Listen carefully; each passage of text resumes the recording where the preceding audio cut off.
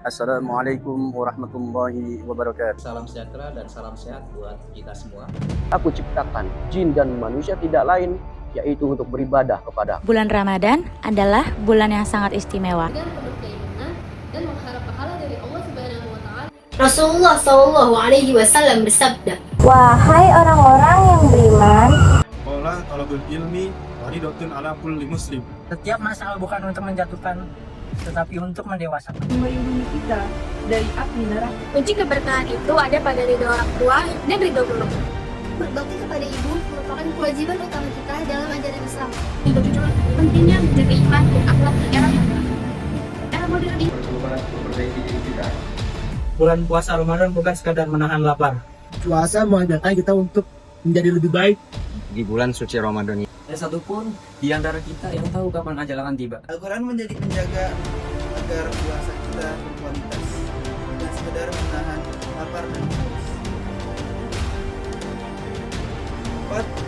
Menyebut malam Lailatul Qadar, Yaitu malam yang lebih baik daripada 1000 bulan. Kecuali orang-orang yang beriman dan mengajarkan amal saleh. Bahwa puasa bukan hanya soal perut, tetapi juga akhlak dalam.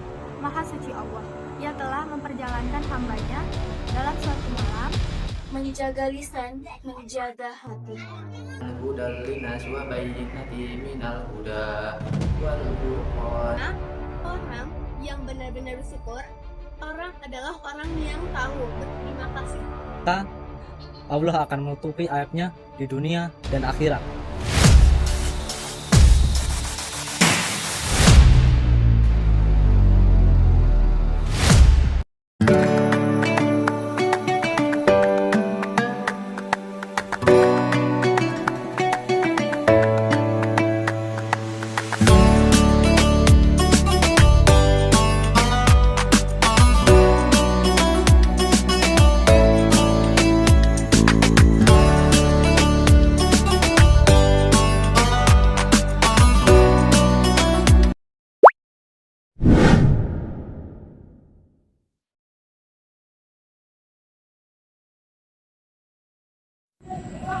Assalamualaikum warahmatullahi wabarakatuh.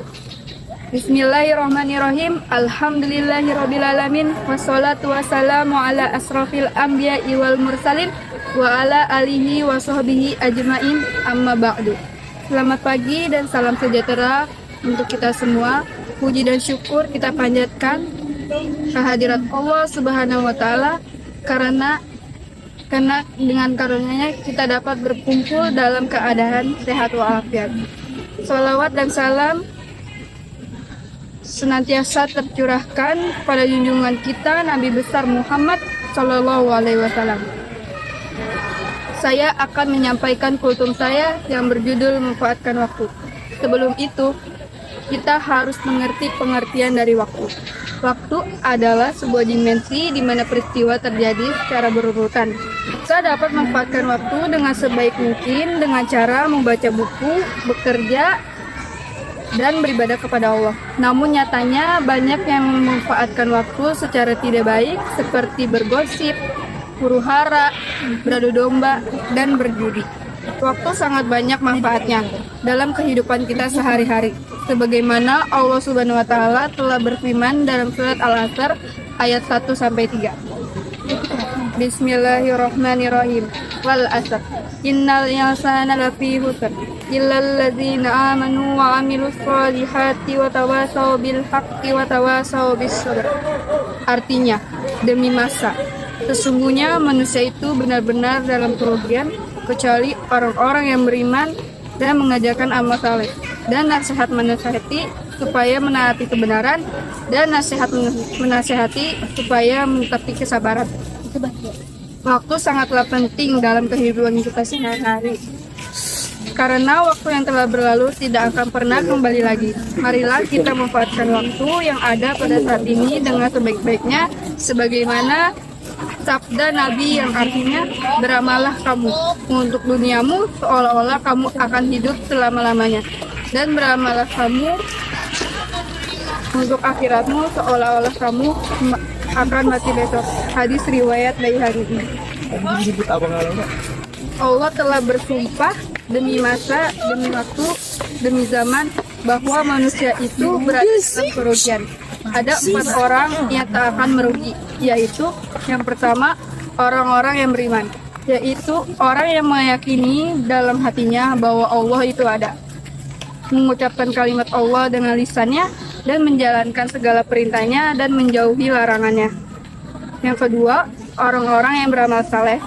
Amal saleh tidak hanya beribadah secara ritual saja, namun tolong menolong sesama manusia juga termasuk amal saleh. Kita hidup di dunia ini hanya untuk beribadah kepada Allah dan untuk mencapai kebahagiaan kita di dunia dan akhirat. Yang ketiga, orang-orang yang menasihati dalam kebenaran. Apabila kita menyampaikan nasihat atau dakwah, hendaknya didasarkan dengan kebenaran yang sesuai dengan tuntunan Al-Quran dan hadis. Sebab apabila kita menyampaikan nasihat atau dakwah tanpa dalil dari Al-Quran dan hadis, maka orang lain tidak akan mempercayai nasihat yang kita sampaikan. Yang keempat, orang-orang yang menasihati dalam kesabaran. Apabila orang lain tidak mau menerima nasihat kita, sebaiknya kita harus bersabar dalam menghadapinya, supaya orang lain tidak menganggap kita memaksanya untuk menerima nasihat tersebut.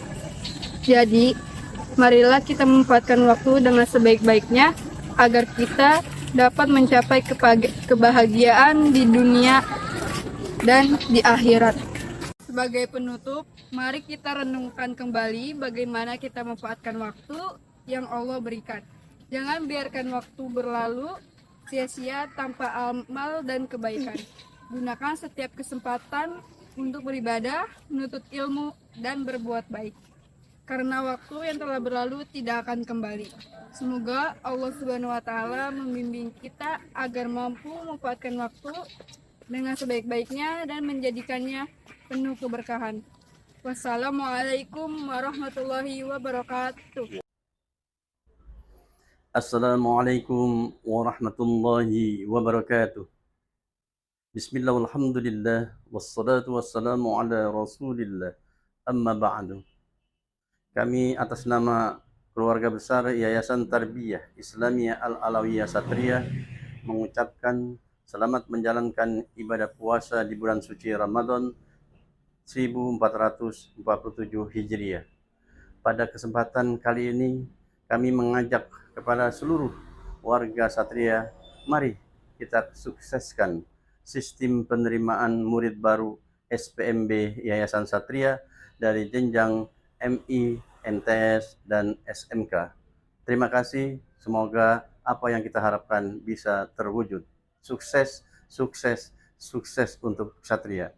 Terima kasih. Assalamualaikum warahmatullahi wabarakatuh.